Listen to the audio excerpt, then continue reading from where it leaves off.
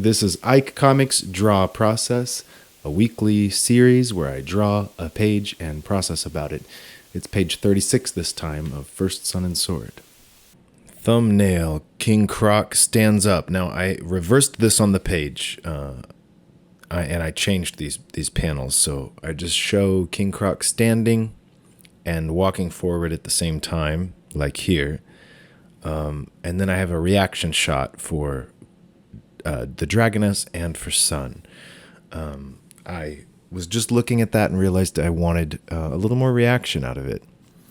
So I moved that to the top of the panel, and it flowed better with the dialogue that I had established more by having finished and lettered the last page. But yeah, it works. It works just fine to swap that layout around. This is a big panel with like a large figure, probably the largest figure on a kind of a background that's not like a big cityscape, but just a close-up space around them. This is the biggest image like that in the whole comic so far. So that has its own challenges too. When the figure's larger like that, you're gonna have more detail in a way. You want it to feel really dramatic and epic, so there's symmetry and composition that you want to use with the background and the figure, and you want it to look like a very interesting pose because so much attention is drawn to it. So it made it a little more challenging. Also, this character is just kind of a complex body structure to capture that I'm still figuring out. So that makes it challenging too.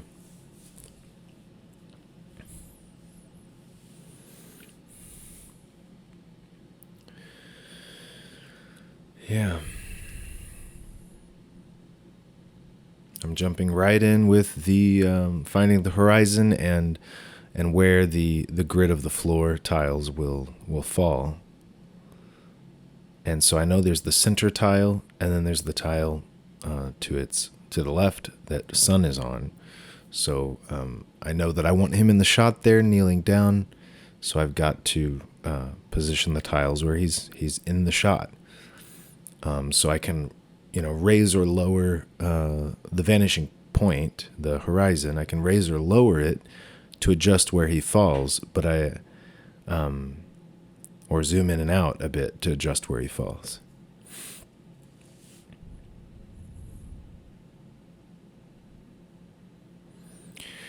I was referencing the earlier shots I did of this room. It is, I've mentioned before, if you have a real symmetrical kind of design, like if so there's this den space. If it runs the length of three floor tiles, and it's centered in the room, and if the chair is exactly as tall as the stone that it's on top of, like those little things will make it easier to reproduce again and again and not forget how these are in relation to each other. I did not have that strict of an idea of the size of these things, the height of this room, and so on. So I'm looking at the pictures that I've drawn in the previous pages and just going by feel. How large, is this? Is the chair going to feel? And then how far? Where do the grid of tiles of stones on the back wall? Where do they fall in relation to things? So, yeah, kind of feeling it out. It may end up looking a little different each time, but it also will feel more organic because it isn't so symmetrical. So there's a plus to that too.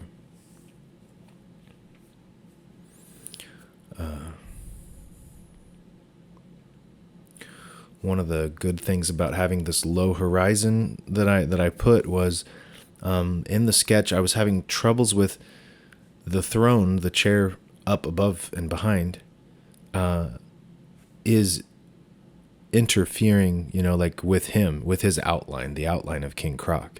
So especially if it looks taller than him, Not only will it look like he has this crown on his head of a chair, but it makes him less imposing. So having the horizon really low allowed me to make sure that he's taller. He's the tallest thing in the room, not the chair behind him. And I let some of it show because I just couldn't completely hide it with him.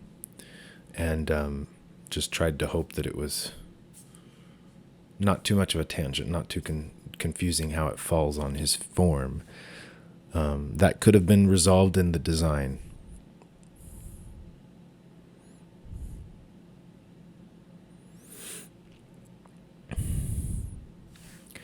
Lately, I have been, I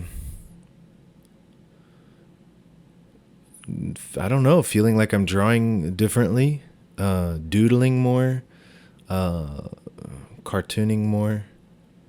It's a sign. I know it's a sign that I'm getting more skilled. That all the practice I'm doing is paying off. But it is also changing how the art looks. It looks more carefree and cartooning, doodling, even in the inks, and that has a good quality all its own. I mean, I think I've said it before on here. I like the art of children, where it's there's no shame in it, and it's very sincere in the lines and stuff, confident, and my work is getting more of that, but that comes with more mistakes or more sloppiness or whatever. Something that's been a strong suit of mine is composition. That went before when I wasn't a great illustrator yet.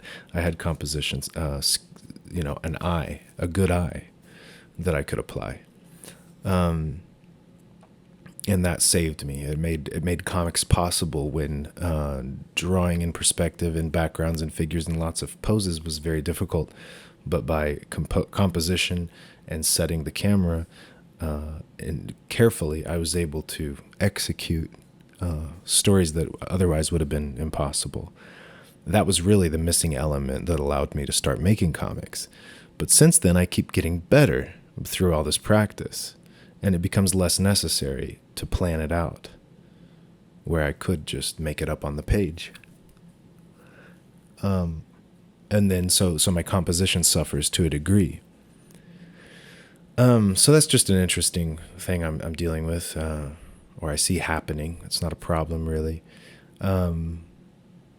But yeah, it is changing the art a bit. In some ways it's getting more detailed because I think less composition heavy and more, just like the way I'm drawing more anatomy and stuff confidently, it ends up with more curved lines and less sharp lines, a little more shape and detail to the form, the musculature and bones and so on, than what I was doing before. Before I was going to capture more of an abstract limb. So I'm letting these changes occur. I always try to let myself change, and I can reflect on it, and sometimes I can get a little lost in it or concerned. But if I'm doing the work, then I'm moving forward, and it's fine. So on I move into this, and I'll rein it in at some point and get increase the simplifying, but with new knowledge, new skill conveyed through it. So I'm sure eventually I'll simplify more. So it's ebb and flow. And it's not a straight line. Your progression, your development as an artist doesn't go in a straight line. And we can ride those waves to get where we're going. So yeah, I'm pretty content with that. I've been distracted lately by life.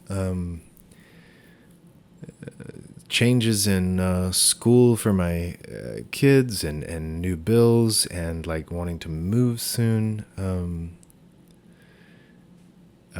Change in jobs in a way, just moving my office and kind of doing it a little differently. And then tackling the animation soon. that's paid work. So that's kind of like stepping into freelancing, and which it adds it onto my plate, my already full plate. Yeah, just lots of changes and lots of questions about what I should be doing, how I should be, living, homeschool or private school, and these kind of questions. And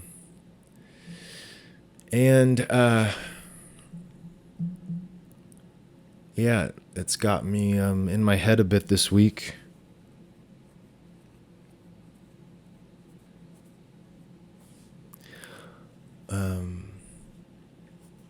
I don't know. I don't like to use these process videos to just to share all my grief, because I'm over it so fast anyways. Like as soon as if I started talking about it, I don't want to stay there. I'm already moving. Something in me just wants to refine, refine that anything that starts out like a negative feeling or a feeling down in my depth. And as soon as I go in, I feel myself changing or healing or wanting to move into some kind of giving kind of mode, like a loving mode that's not weighed down. I can't seem to let myself get too bogged down by these worries.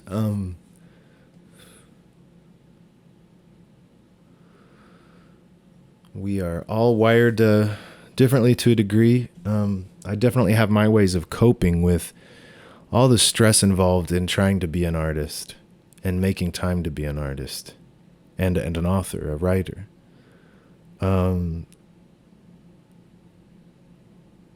That's like, if anything is my genius, it is simply that, like, the way that I can deal with discomfort and change and embrace change, like, and somehow stick with this for years. Like, this is the genius. So, but we all have our way of dealing with it. I know that no matter what happens, I try to keep the practice going. But it always helps if I have a vision of, where I'm trying to go, what I want to do. So like something that really helped over the last 3 to 5 years has been developing more and more of a very long-term view and a much bigger goal type view. The thought of getting my work published and just, making an income from drawing comics and stuff, that's not even like a dream anymore for me. And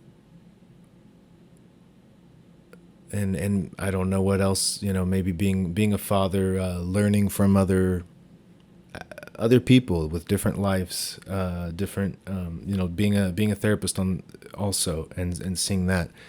But I just feel that, it just seems very, very limited to just want that and try to pursue that. Feels like too small of a dream, and not in my control. Let's say if when it comes to like being published, it's not exactly in my control. So what can I do and what can I build and what can I work toward? And so it's a question I've asked like my art friends sometimes. If you were a billionaire, I mean, maybe that's pushing it because then I don't know what your goals are, but let's say you're a millionaire. What would you do differently, right? And it's interesting to me. It's an interesting question because it gets out of the way the whole, like, if I could achieve some kind of financial success for my work, if I can feel validated and of value, it gets past some of these pressures. And I think the ideal would be to get where what you're doing right now is like what you would be doing if you were a millionaire, like to already think like a highly successful person and work towards being highly successful. And so if I'm investing in some much bigger picture right now that that involves other people, other artists, and other people, then what is that gonna build? Who could I become, and what might I be involved with in the future? You never know exactly where it'll go, but I know that it is it's a good investment.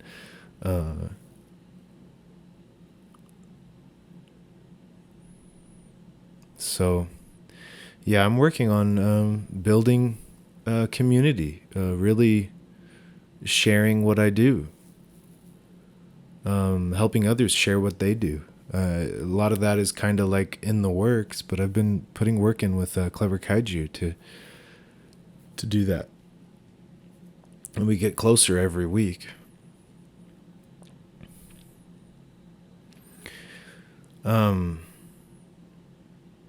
So like they say, like, if you're an artist, you're a business, right? You have to market yourself. You are a business. You have to think about contracts and business and so on. It kind of goes to that question: if you're a millionaire, like, it's like, if like I am a business, how would you operate your business? You know, even if it isn't making money today. Like, a lot of businesses don't make money, like in their first, what is it? I don't know, several years. But then, yeah, we think we need to be successful right away as artists. But yeah, if I'm a business, then what am I engaging in, and who am I looking for? Who am I looking to do life with and to be interacting with? And how can I be of use?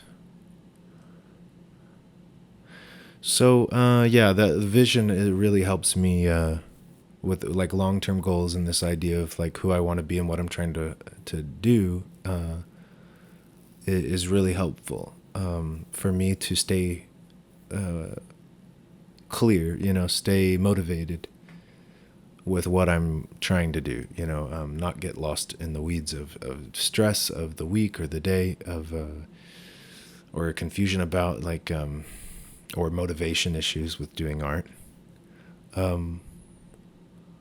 I have to do the art because I want to be someone who has spent years doing the art.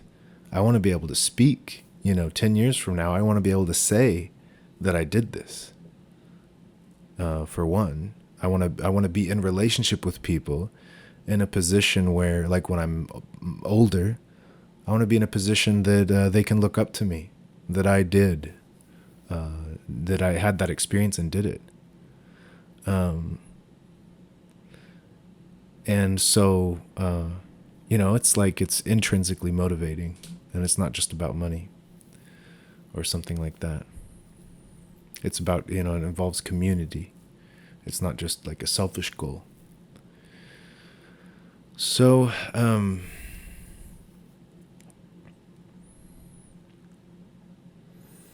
the goal's becoming more and more clear, actually. It was more fuzzy at first, and it just is getting more and more clear as I orient myself towards it, as I keep working towards it. And so it's hard to like figure out what that goal is for yourself, and I struggled with it, but you just have to move, towards that direction, and it becomes more and more clear, I think. Yeah, that seems to be how life works out in general. Times I knew I needed to, leave a job, change careers, work a different direction. I always knew. Like, there may have seemed like there was confusion, but the truth is I knew. on some level, and I just had to start moving that direction. And it would become more clear as you go. So yeah, kind of a busy week, and a lot of questions in my head, but I've got clarity on the big things, and I am working on it. And I'm committed, and I keep putting in the work on the art as much as I can, but it's enough. So you'll notice sometimes I pull my pencil out during the inking. So sometimes I make new lines with the ink that hasn't been done in pencil yet, but sometimes I want to double check with the pencil, make sure I put these lines in the right place.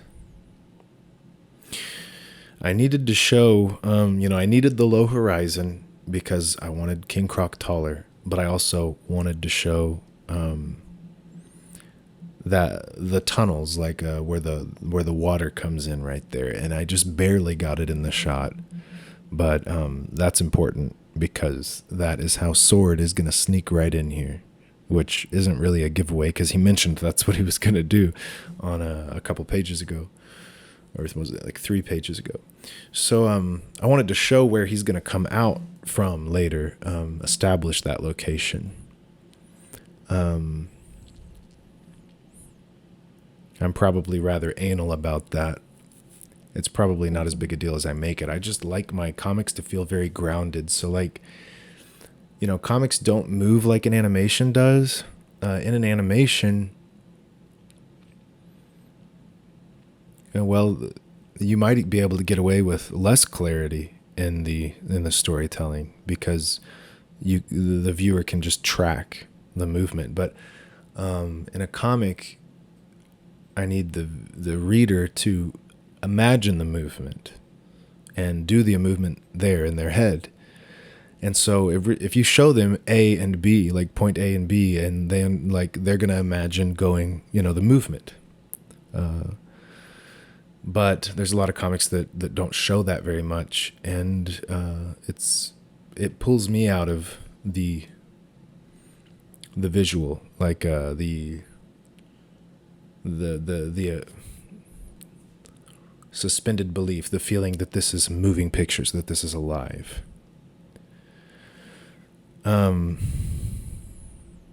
Yeah, so for me that's really important, and I do focus on that pretty heavily, maybe more than is necessary.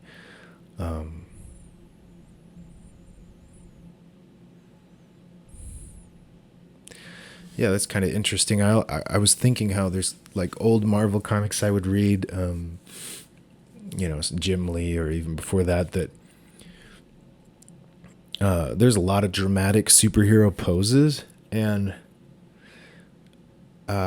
they don't always move from point A to point B. It's not always clear where they are at in space. But because the physicality of the drawings of these characters, because it's so like alive, and you can really feel how they're moving, like in their body, it's sort of, for me, it's weird to say, but it sort of activates this feeling that they're moving, that they're actually there, and without needing to indicate a point A, point B, for them to imagine movement from one to the other. So sometimes that will like bypass, my need for help to string those sequential pictures together. But with my art style, I think it's better that I focus on showing the movement in physical space rather than focusing on just the physical space of the human body. How it's acting. So that's an interesting thought that's just coming to me.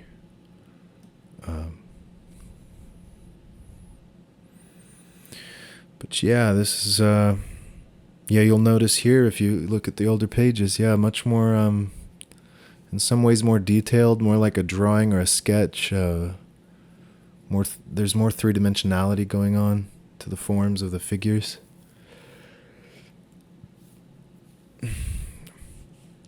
than what I've done before. Hmm.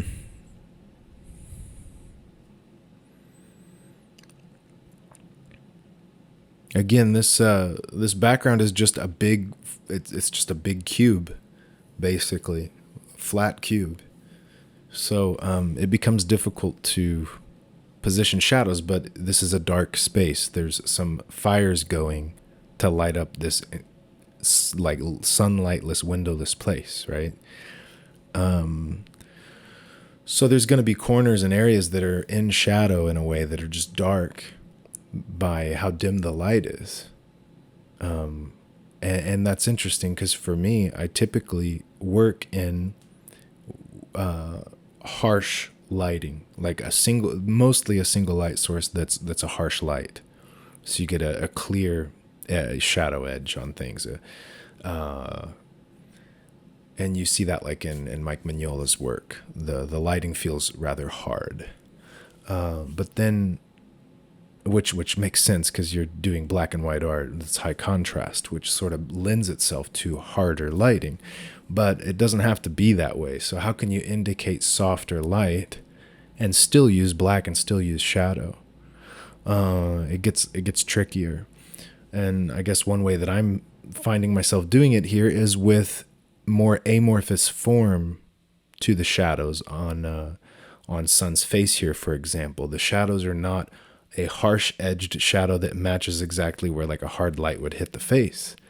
It is they're more amorphous regions of darkness. And there's more curves to the shadows on the wall. Like here you see these corners that are in shadow and it's curving along with, the fires that light them, that light the place. So, if you've been in a cave or something, like a darker space, it can appear kind of strange to your eye. Like it's not such a clear, these are in light, these are not hard shadows. It's not like that. So that's been useful for me to have this challenge, because this is the clearest challenge I've had or situation I've had in a comic yet, that the lighting is of this nature. And it's cool.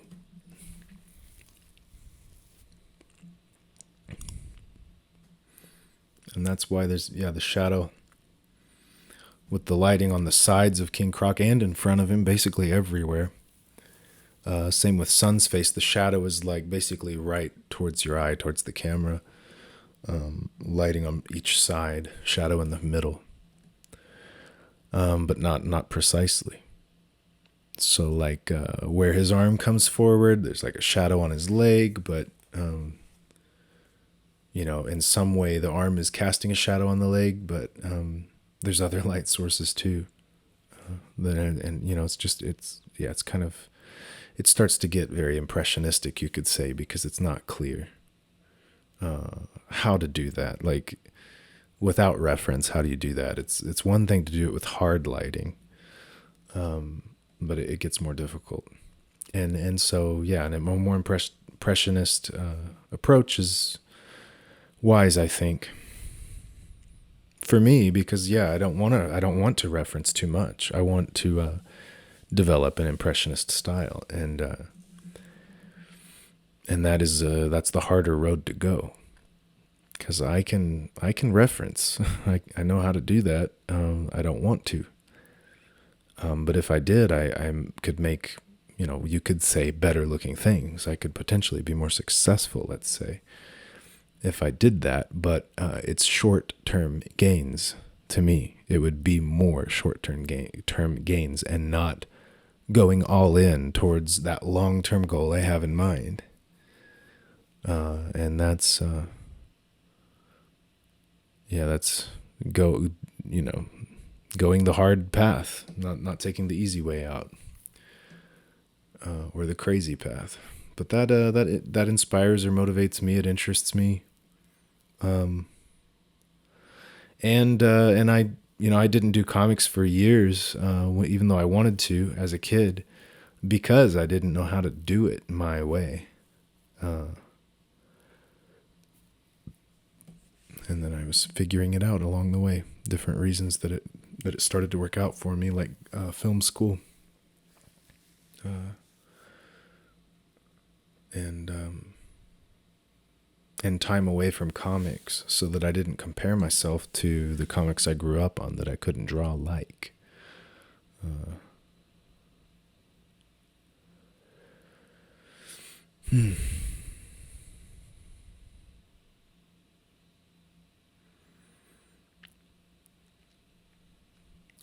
There's quite a bit of black on these pages. I've been going through these little cartridges for this Pentel pocket brush pretty quickly, but they're not very expensive, so it's not too bad.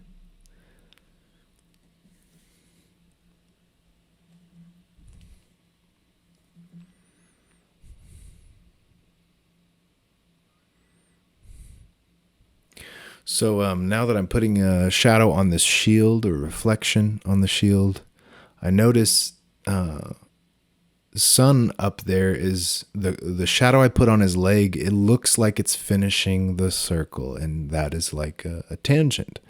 So when I saw that, I knew I needed to do something. I decided to take the shadow off of his leg, just leave it white.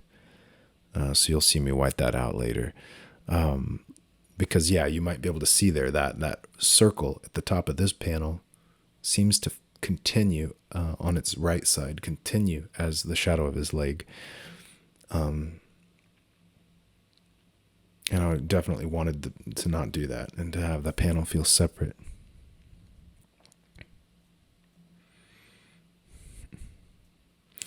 It's funny how we're trying to have our own visual language, you could say, as an artist, and I would imagine it would be the same for like a poet. You have your own sort of language that you're developing or inventing, maybe for each poem. But anyways,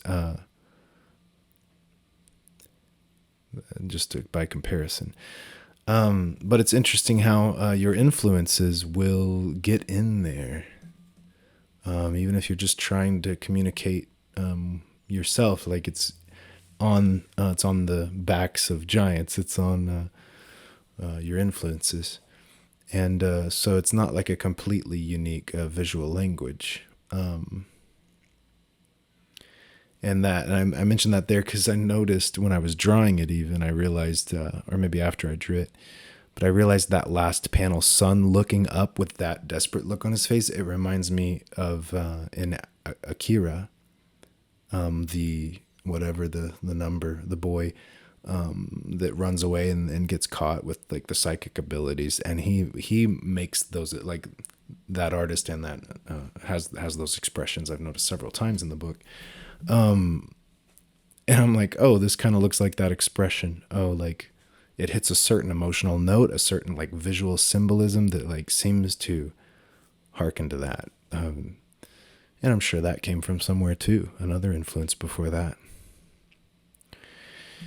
Yeah, it's just interesting. I don't seek after those things. I know some artists do. They intentionally find these language pieces that they can use, and that's cool. But it's not something I tend to do. It just happens, and I might notice it or not.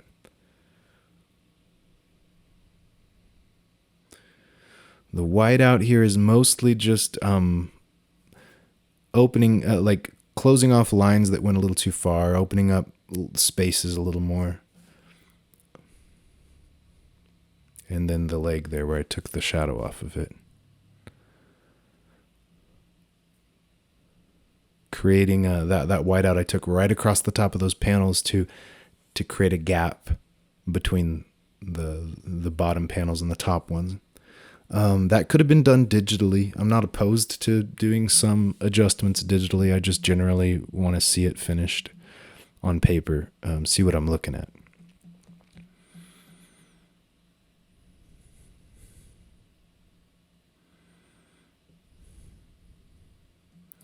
Things are looking bad for Sun right now. I think this page does capture quite a bit of the situation, the feeling, the desperation, and despair, and so on. So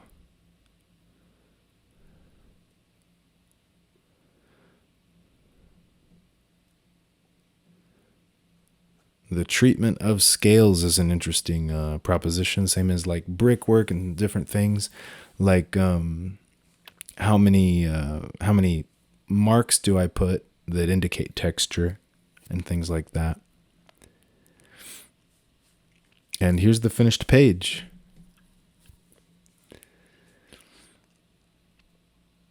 I guess if this was a shorter comic, this could make a nice cliffhanger right here, but it's not. We are a little over halfway, and I'm thinking about doing 2 pages per week.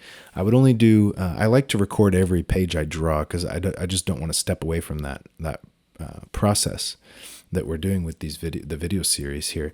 But I might do like 2 pages a week, and one of them like sped up more than the other with like a different kind of and maybe no voiceover, so that I can still have that visual record of the page, but maybe speed it up and do 2 per week, because I've kind of been itching to do more, because when I only do 1 page per week, I just feel rusty when I come back to the page. And as soon as I draw a page, I'm like, oh, now I'm feeling like I see where I'm headed. Let's do it. And then sometimes I wait a whole 7 days to draw another page.